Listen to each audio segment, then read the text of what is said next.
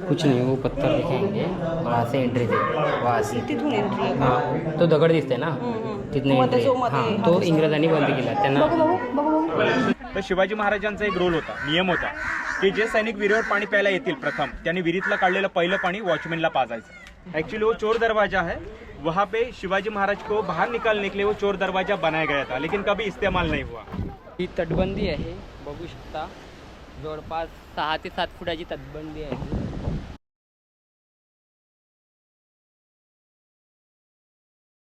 अगला जो पॉइंट है ना, ये महादेव टेम्पल है. छत्रपति शिवाजी महाराज भगवान शिव जी के बहुत बड़े भक्त थे, इसलिए हर किले के अंदर शिवाजी महाराज के लिए कम से कम एक तो महादेव जी का मंदिर बनाया जाता था. शिवाजी महाराज ने ज़्यादा स्टे किया था रायगढ़ पे. अगर आप रायगढ़ पे कभी जाओगे तो रायगढ़ पे एक बहुत बड़ा एक मंदिर है जिसे जगदीश्वर मंदिर बोलते हैं, वहाँ पे भी शिवलिंग भी है. तो शिवाजी महाराज का डेली का रूटीन ऐसा था कि सवेरे जब वो रायगढ़ पे उठते थे ना, तो उठने के बाद स्नान करने के बाद सबसे पहले वो महादेव का दर्शन करने जाते थे. वैसे इस किले पे जब आते थे शिवाजी महाराज तो दर्शन के लिए उनके लिए महादेव का टेम्पल बनाया गया था. लेकिन ये जो सामने आप मंदिर टेम्पल जो देख रहे हैं ना, ये खाली टेम्पल नहीं है, ये एनिमी को कंफ्यूज करने के लिए टेम्पल बनाया गया है. तो असल में इस मंदिर के अंदर है क्या, इस मंदिर के अंदर एक कुआं है, लेकिन वो पीने का पानी वाला कुआं नहीं है. सूखा अभी थोड़ा पानी है उसमें, लेकिन वो हमेशा उस समय सूखा रहता था, ड्राई रहता था कुआं, क्योंकि उस कुएं के अंदर से शिवाजी महाराज ने सुरंग बनाई थी, टनल. और ये टनल निकलती थी गांव में, मालवन में. एक एस्केप रूट था, जैसे सभ्य होते हैं ना वैसा. पानी के अंदर से मतलब आपने जो पानी में आते समय पत्थर देखे होगे ना, उस पत्थर के अंदर से वो चीर के ड्रिल करके उन्होंने सुरंग बनाई थी उस समय. लेकिन उसका इस्तेमाल कब करते थे, तो एनिमी क्या करते थे, किले को जीतने के लिए चारों तरफ से फोर्ट को सराउंडिंग कवर करते थे, और फोर्ट को कवर करने के बाद सबसे पहले फूड सप्लाई बंद करते थे, क्योंकि यहाँ पे खेती नहीं होती थी, अनाज नहीं उगता था. यहाँ पे ग्रेनरी स्टोरेज होते थे, यहाँ पे खाना इकट्ठा किया जाता था 3-3 महीने का. लेकिन जो लड़ाइयाँ चलती थी ना, वो 8-9 महीने लड़ाई चलती थी. उसमें क्या होता था, अंदर का खाना सारा खत्म होता था, अंदर का बारूद खत्म होता था, गन पाउडर. ऐसे में किले के अंदर के सैनिक सरेंडर करना पड़ता था, सरेंडर करते थे खुद की जान बचाने के लिए. लेकिन शिवाजी महाराज चाहते थे कि हम किला ना हारे, हमारे सैनिक लड़ते रहे स्वराज के लिए. तो शिवाजी महाराज क्या करते थे, उस सुरंग से अंदर की सेना को फूड सप्लाई करते थे. अगर फूड खत्म हो जाए तो, अगर बारूद खत्म हो गया किले के अंदर का, गन पाउडर, तो गन पाउडर भी उसी रास्ते से भेजी जाती थी, सप्लाई की जाती थी. अगर किले के अंदर सेना कम पड़ जाए लड़ने के लिए, तो सेना को भी उस रास्ते से भेजा जाता था किले के अंदर से. लेकिन वो रास्ते हमेशा सीक्रेट रखने पड़ते थे, क्योंकि गद्दारी बहुत होती थी. यहाँ पे करीब 1000 लोग रहते थे, लेकिन एक गांव के 1000 लोग नहीं रहते थे. महाराष्ट्र के मतलब अलग अलग जगह से उनको लाया जाता था. लेकिन कभी कभी शत्रुओं के स्पाई भी होते थे उनमें. तो शत्रुओं के स्पाई क्या करते थे, पूरी जानकारी इकट्ठा करते थे, कहाँ पे रास्ते हैं, किले का वीक पॉइंट क्या है, समझ गए ना, किले की दीवार कौन सी वीक है जहाँ पे हम हमला कर सकते हैं, या अंदर कैसे आ सकते हैं किले के अंदर. जो सुरंगें होती थी, चोर रास्ते, उनको हमेशा वो खोज निकालते थे. लेकिन शिवाजी महाराज क्या करते थे, ऐसे रास्ते हमेशा सीक्रेट रखते थे, ताकि किसी को पता नहीं चले. अंदर के सारे सैनिकों को भी पता नहीं होते थे किले को कितने छुपे रास्ते हैं. लेकिन जब वक्त आता था तब वो ओपन किए जाते थे रास्ते. ऐसे में वो रास्ते किन लोगों को पता होते थे, तो किले के जो मुखिया होते थे ना, जैसे हर किले का किलेदार होता था, उस किलेदार को मालूम होता था, हर किले का सेनापति होता था, जो सरदार होते थे किले के, और शिवाजी महाराज, ये 4-5 लोग ऐसे थे हर किले के अंदर, उन्हीं को सारे रास्ते पता होते थे. अभी आप यहाँ के लोगों को आप पूछोगे ना कि किले के अंदर उस समय रास्ते कितने थे, कोई भी आपको नहीं बताएगा सही, क्योंकि उन लोगों को पता ही नहीं था. क्योंकि 1 साल के बाद सैनिकों की ट्रांसफर भी की जाती थी, एक किले के ऊपर दूसरे किले पे, तीसरे किले पे, वहाँ के सैनिकों को यहाँ पे बुलाया जाता था. तो 1-2 साल में ट्रांसफर की जाती थी उनकी, तो हमेशा के लिए उनको यहाँ पे नहीं रखा जाता था, इसलिए रास्ते सीक्रेट रखे जाते थे. लेकिन ये रास्ते यूज़ करना इतना इजी नहीं रहता था. वहाँ पे सैनिकों की सांस फूल जाती थी, सांस रोकी जाती थी, क्योंकि वहाँ पे ऑक्सीजन की लेवल काफ़ी कम होती थी टनल में. तो ऐसे में शिवाजी महाराज के सैनिक वो ट्रैवल कैसे करते थे उस समय, तो उनके हाथों में जलती हुई मशालें दी जाती थी. और जो मशालें होती थी ये खाली लाइटिंग के लिए नहीं दी जाती थी उनके हाथों में. तो वो सुरंग में जब चलते थे हाथ में मशालें पकड़ के, तब तक वो जलती जाती थी ना, तब तक वो ट्रैवल जारी रखते थे. ट्रैवलिंग जहाँ पे मशालें बुझ जाती थी वहाँ से वो रिटर्न आते थे. तो इसका मतलब ये था कि जब तक ऑक्सीजन होगा वहाँ तक मशाल जलेगी, जहाँ पे ऑक्सीजन खत्म होगा वहाँ पे मशाल बुझेगी. तो आपने साइंस में स्कूल में पढ़ा होगा, साइंस में, कि आग जलाने के लिए ऑक्सीजन की जरूरत होती है. यही टेक्निक शिवाजी महाराज ने 350 साल पूर्व, उस समय 350 साल पहले यूज़ किया था. देखिए हर किले ऐसे किले के टनल यूज़ किए जाते थे. लेकिन अभी जो मंदिर जो देख रहे हैं ना, ये एनिमी को कंफ्यूज करने के लिए, फंसाने के लिए, तो अंदर के लोगों को भी फंसाने के लिए ऊपर ये मंदिर बनाया था. सबको पता नहीं था कि अंदर सुरंग है, 4-5 लोगों को पता था. तो अभी हम और सुरंग देखेंगे, कहाँ से सुरंग है. 1765 में वो सुरंग ब्रिटिश ने बंद कर दी. क्योंकि ब्रिटिश को बाद में पता चला था कि अंदर सुरंग है, लेकिन उनको डर सता नहीं लगा था कि मराठों को भी सुरंग मालूम है, तो मराठा बाहर से अंदर आ सकते हैं अटैक करने के लिए, किला जीतने के लिए वापस, इसलिए अंग्रेजों ने उस सुरंग को बंद कर दिया। वो देखते हैं।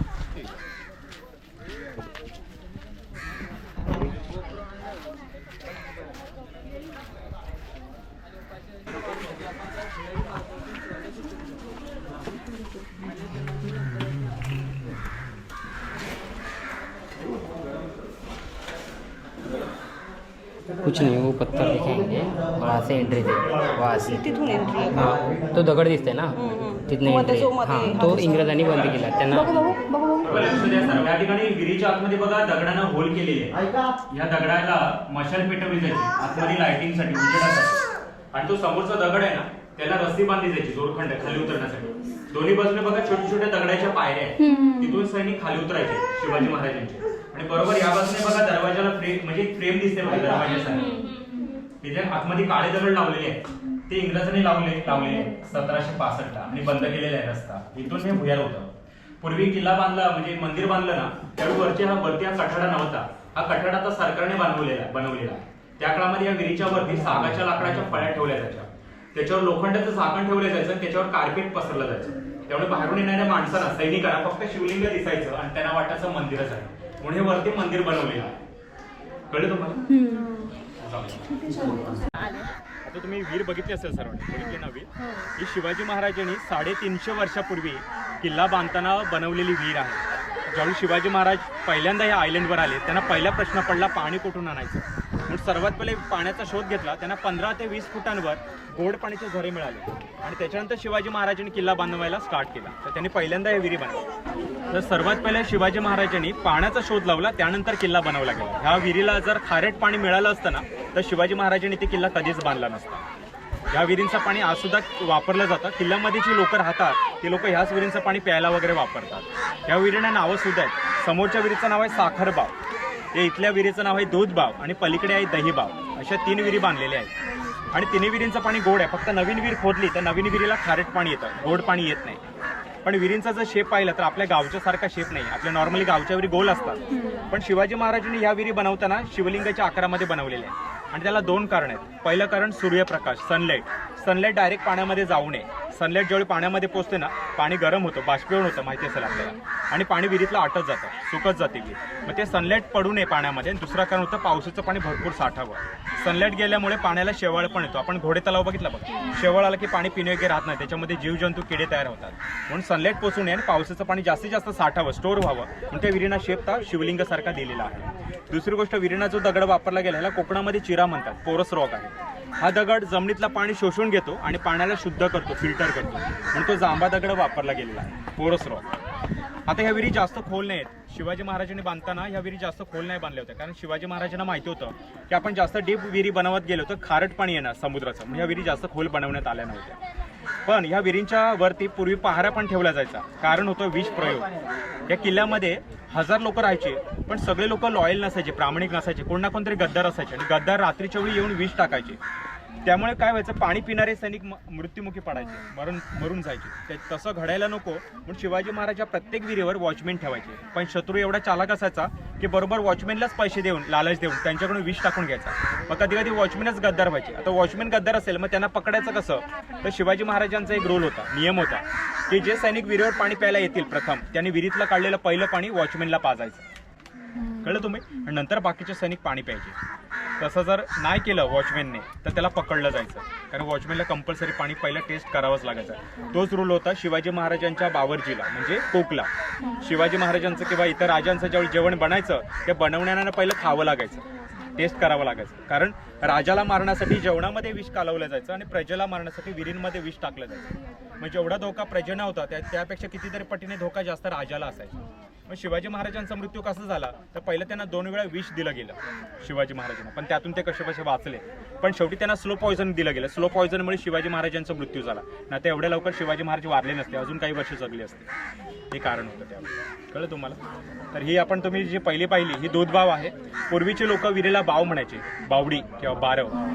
कळलं तुम्हाला, ती साखर बाव आहे. पण साखर दूध म्हणजे काय, तर आपल्या राजांना समुद्रात गोड पाणी सापडलं म्हणजे पंचामृत सापडलं असं म्हटलं गेलं. म्हणजे या विहिरींची नाव पंचामृतांवर ठेवण्यात आली. साखर, दूध आणि दही बाव पुढे. तर ती साखर बाव आहे, ती बघून या. नंतर आपण वरती टेहळणीच्या बुरुजावर जाऊ, तिथून तुम्हाला पूर्ण किल्ला दिसेल.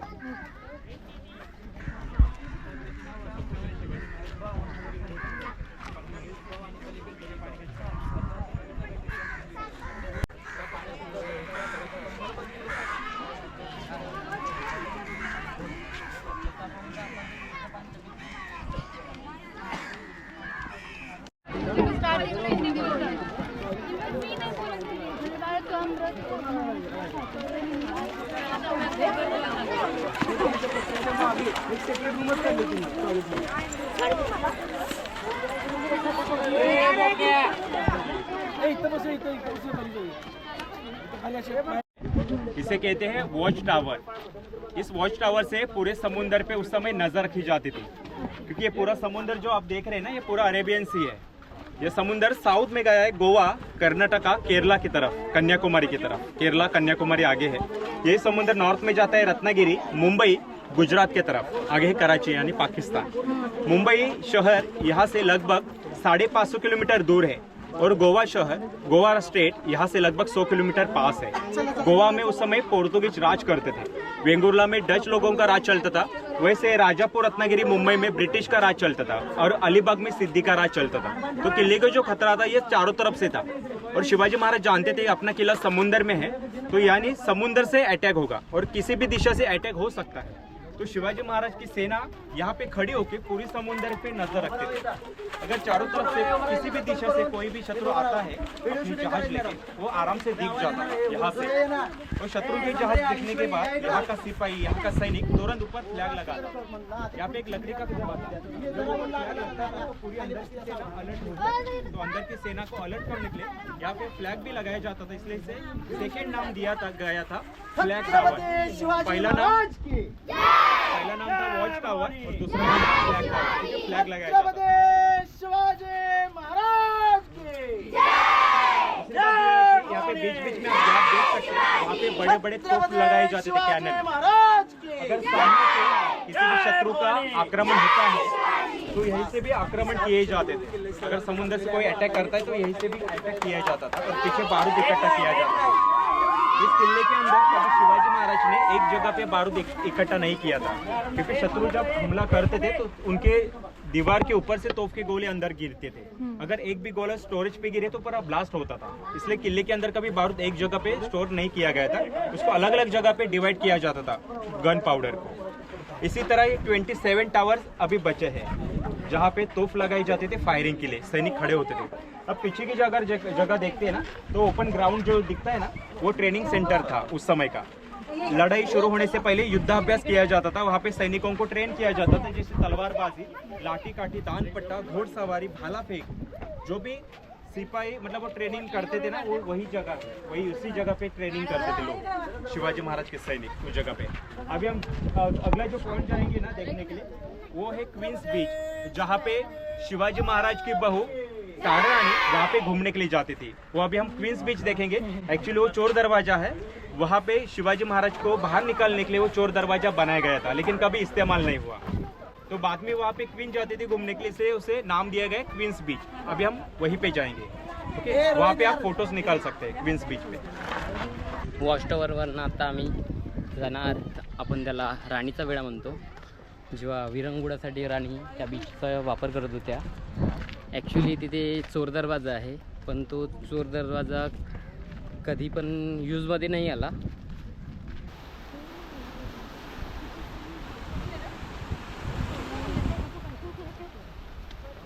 ऐसी वायरल होने वाला है आपकी वीडियो, समझे, मेरे कारण है. ही तटबंदी आहे, बघू शकता. जवळपास 6 ते 7 फुटाची तटबंदी आहे. एवढी भरभक्कम तटबंदी, त्यामुळं हा किल्ला सुरक्षित आहे.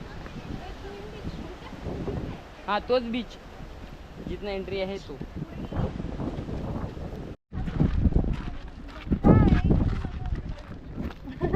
छोटू, नाव काय तुझं?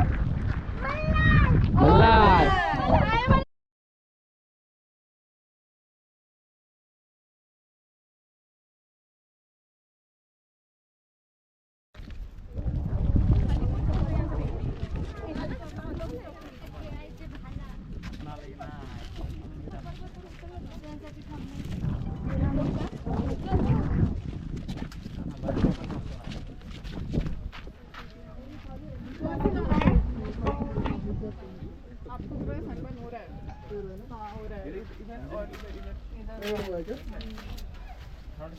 पत्थर ऐसा लग रहा है वो जम गया वो निकल गया, क्या बोलते हैं अपन? ये होता है।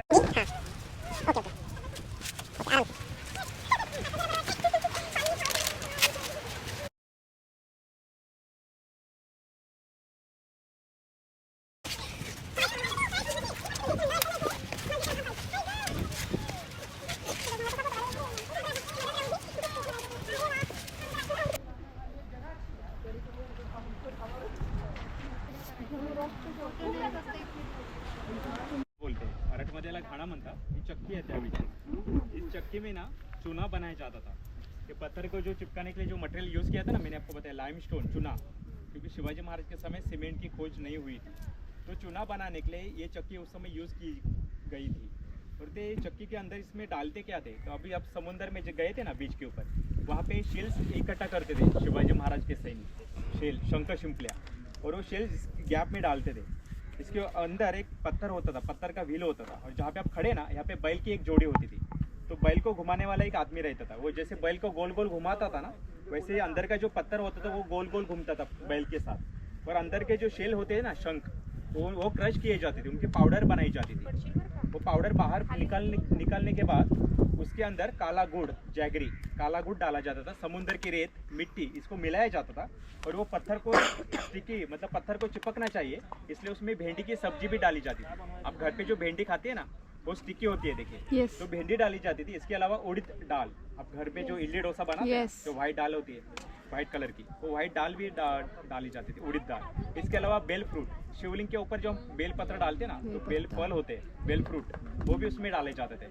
इसके अलावा कत्ता, पान खाते हैं ना, पान वाले पे जाके पान वाला कत्ता लगाते हैं ना पान को, वो कत्ता डाला जाता था. राइस के छोटे छोटे तूस होते थे, वो तूस भी डाले जाते थे. और पेड़ का गोंद, ये सारी चीजें मिला के एक पेस्ट बनाई जाती थी, और वो पत्थर को चिपकाने के लिए यूज करते थे. इसे बोलते हैं लाइमस्टोन. अभी हम आगे देखेंगे बचा हुआ हिस्सा लाइमस्टोन का. चलो आगे जाते हैं.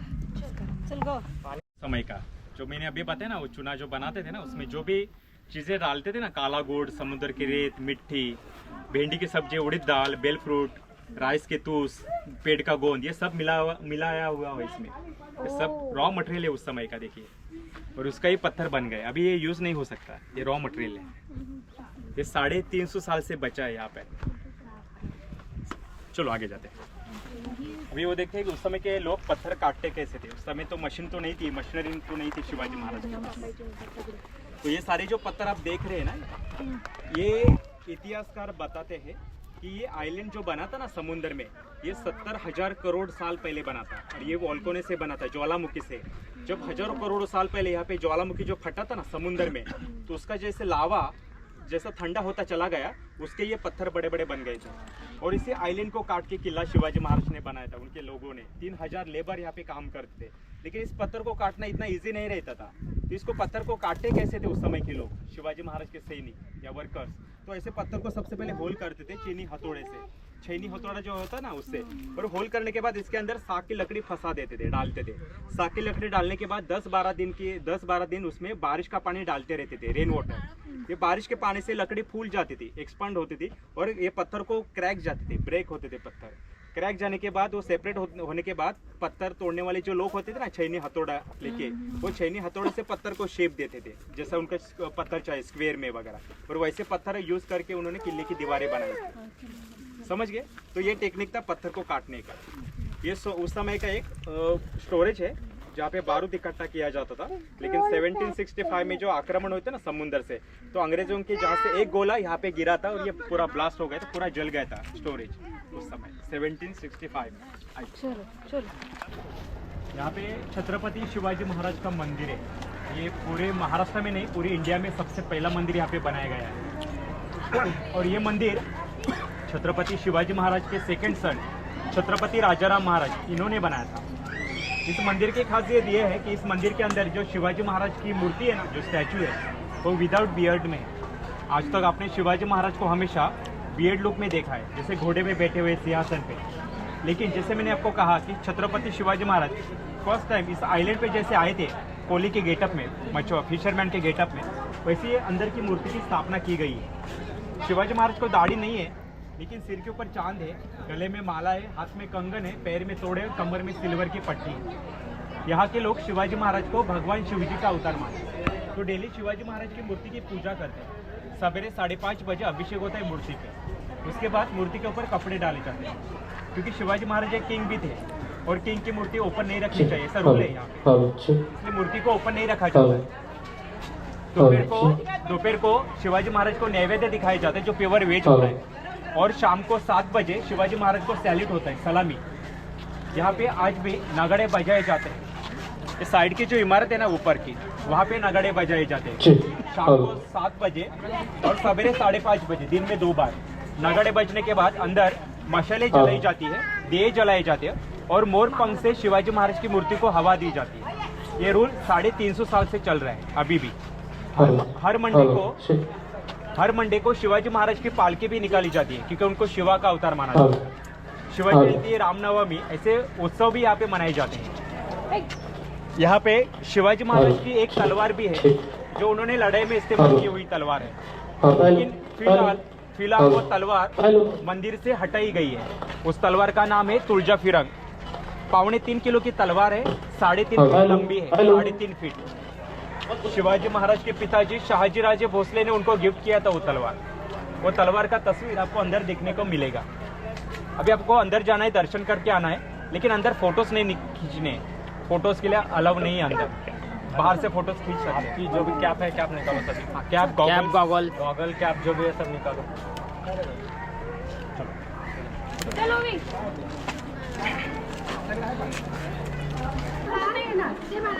आस्ते कदम, आस्ते कदम, आस्ते कदम।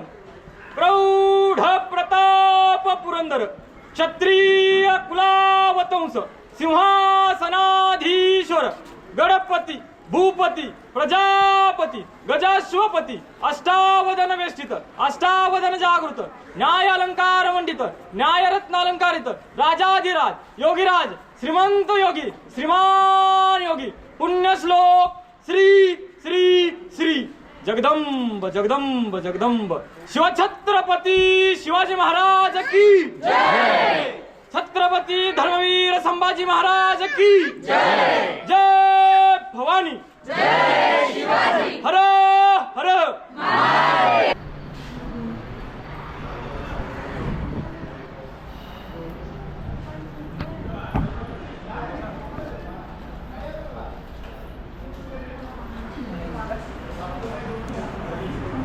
आज किल्ल्यावर माननीय उद्धव ठाकरे साहेब येणार आहे, त्यांच्यासाठी ही सर्व तयारी चालू आहे, सजावट सर्व। त्याच्यामुळे बरं झालं आम्ही आधी आलो, नाहीतर आम्हाला किल्ला जास्त काही फिरायला मिळाला नसता।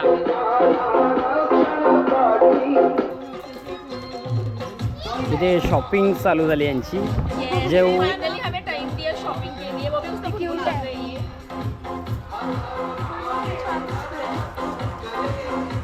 माता उस समय राजगढ़ पे थी और राजगढ़ से उन्होंने एक लेटर भेजा इस किले के आर्किटेक्ट को, हिरोज इंदुलकर को, क्योंकि हिरोज इंदुलकर ने इस किले का काम रोका था। उन्हें लेटर ये भेजा कि आपके राजे जरूर वापस आएंगे, आप काम कंटिन्यू कीजिए, मुझे किला बनाने का काम कंटिन्यू कीजिए। तो वापस वो आदेश हिरोज इंदुलकर ने माना और आदेश से एक किले का कंस्ट्रक्शन वापस शुरू कर दिया। 2.5-3 साल लगे पूरा बनाने के लिए किला, इसलिए किला जल्दी से बनाया गया था। 3 साल के बाद शिवाजी महाराज लौटे थे यहाँ पे एक फोर्ट को देखने के लिए। जैसे उन्होंने ये फोर्ट देखा ना तो बहुत खुश हो गए, बहुत प्रसन्न हो गए, और खुश होकर शिवाजी महाराज ने अपने सब सैनिकों को सोने की मुद्राएं बांटी थी, सोने के सिक्के बांटे थे, कॉइन्स। सबने बख्शिश लिया था 3000 लेबर ने, लेकिन जो मेन इंचार्ज था ना किले का आर्किटेक्ट, उसने बख्शिश नहीं लिया था। तो शिवाजी महाराज ने पूछा आर्किटेक्ट से कि आपने हमारे लिए इतना बड़ा ये किला बना दिया है समुद्र में, तो आपने बख्शिश क्यों नहीं लिया हमसे, आपको क्या चाहिए बख्शिश में। तो आर्किटेक्ट ने बता दिया कि महाराज हमें सोने चांदी के लालच नहीं, हमें सोने चांदी का बख्शिश नहीं चाहिए, नहीं हमें कोई प्रॉपर्टी या ज़मीन जायदाद चाहिए। तो लेकिन महाराज हमारी इच्छा ऐसी है, ख्वाहिश, कि बाकी के किले अपने जीते हुए हैं ज़मीन पे, लेकिन ये समुंदर का आपने पहला किला बनाया है समुंदर में, पानी में, तो हम चाहते हैं कि आपकी यादें बस जाए, यहाँ पे यादें रह जाए। इसलिए उन्होंने हाथ और पैर के निशान मांगे, इम्प्रेशन, और वो चूने में निकल आए, दिए गए। लेकिन मांगते समय आर्किटेक्ट ने क्या मांगा, राइट हैंड का इंप्रेशन मांगा और दूसरा लेफ्ट फुट का इंप्रेशन मांगा। लेकिन हमारी संस्कृति में लेफ्ट फुट को अशुभ माना जाता है। हम जब घर में पैर रखते हैं ना तो राइट पैर को आगे करते हैं घर पे गृह प्रवेश करते समय, लेकिन यहाँ पे आप देखोगे तो शिवाजी महाराज का लेफ्ट फुट का इंप्रेशन है। तो शिवाजी महाराज ने इसके पीछे रीज़न पूछा कि आपने ऐसे इंप्रेशन क्यों मांगे, राइट हैंड लेफ्ट फुट। तो आर्किटेक्ट ने शिवाजी महाराज को कहा कि महाराज आपने इतने सारे किले लड़े जीते बनाए, जिस हाथ में आपने तलवार पकड़ी हमारे रक्षण करने के लिए, हमारे स्वराज के लिए, वो आपका राइट हैंड है, इसलिए राइट हैंड का इंप्रेशन दीजिए जिस हाथ में तलवार आप पकड़ते हैं। दूसरा लेफ्ट फुट का इंप्रेशन इसलिए मांगा कि आपने लाइफ टाइम जो ट्रैवल किया है आपने घोड़े से किया है स्वराज को बढ़ाने के लिए, तो घोड़े पे चढ़ने के लिए आप हमेशा जो पहला पाँव इस्तेमाल करते हो आपका लेफ्ट फुट है, इसलिए लेफ्ट फुट का इंप्रेशन दीजिए। अभी आप जो इंप्रेशन देखोगे ना आपको थोड़े छोटे दिखाई देंगे, क्योंकि जब वो इंप्रेशन निकल आए थे ना 1667 में, तो वो सबसे पहले फैल गए थे, क्योंकि चूना जो होता है ना लाइमस्टोन, वो सबसे पहले फैल जाता है, स्प्रेड होता है, और जब वो सूखने लगता है ना तो सिकुड़ जाता है। तो अगर आप फुटप्रिंट देखोगे ना छोटा दिखाई देगा। बाकी के लोग हाइटेड होते थे, लेकिन शिवाजी महाराज ज़्यादा हाइटेड नहीं थे, लेकिन उनके जो हाथ थे ना काफ़ी लंबे थे, उनको अजनबाहु कहा जाता था, उनके हाथ लंबे थे, इसलिए 3.5 फीट की तलवार आराम से यूज़ करते थे। अपने तलवार का मंदिर में फोटो देखा है ना आपको, वो तुलजा फिरंग की तलवार, वो 3.5 फीट लंबी तलवार है। तो शिवाजी महाराज यूज़ कैसे करते थे, क्योंकि उनके हाथ लंबे थे, तो कवर से वो तलवार आराम से निकल सकते थे। तो आपको जो फुटप्रिंट देखेगा ना तो थोड़ा छोटा देखेगा, और हैंडप्रिंट जो है ना ऊपर में, ऊपर के मंदिर में, लेकिन वो थोड़ा मिट गया है क्योंकि टूरिस्ट ने उसके ऊपर हाथ रख रख के ख़राब कर दिया।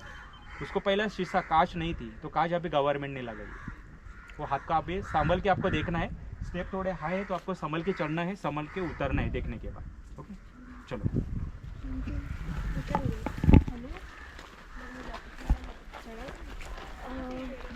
हाँ।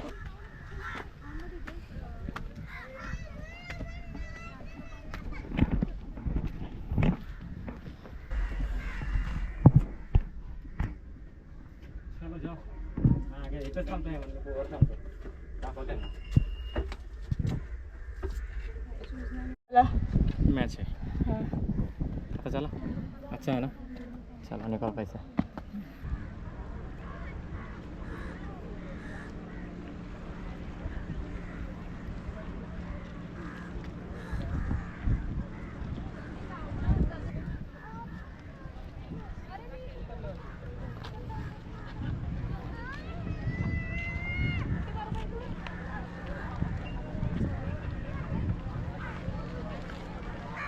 इन्होंने इनसे आपने जो भी सीखा है, मतलब सुना है, ध्यान में रखना, और जब भी किसी और को लेके आएंगे तो बताना, ठीक है ना? सबको समझ में आया? आपका नाम बताओ एक बार। हेमंत नाम है। हेमंत नाम है इनका, आप जो बताए ना तो इनसे याद रखना ये भी हेमंत है, ठीक है ना? चलो हेमंत जी मिलते हैं बाद में। थँक्यू। बहुत अच्छा था एक्सपीरियंस। एकदम अशा प्रकारे आमचा किल्ला पूर्ण एक्सप्लोअर झालेला आहे, सर्व माहिती योग्यरीती मिळालेली आहे सर्वांना। आता आम्ही बोटीने वापस प्रवास करणार, 10 मिनिटाचा प्रवास आहे हा, मग त्याच्यानंतर आम्ही थेट बाहेर निघणार किल्ल्याच्या। आम्हाला पण कसा वाटला तुम्हाला? एकदम मस्त मस्त। सुंदर। ओके।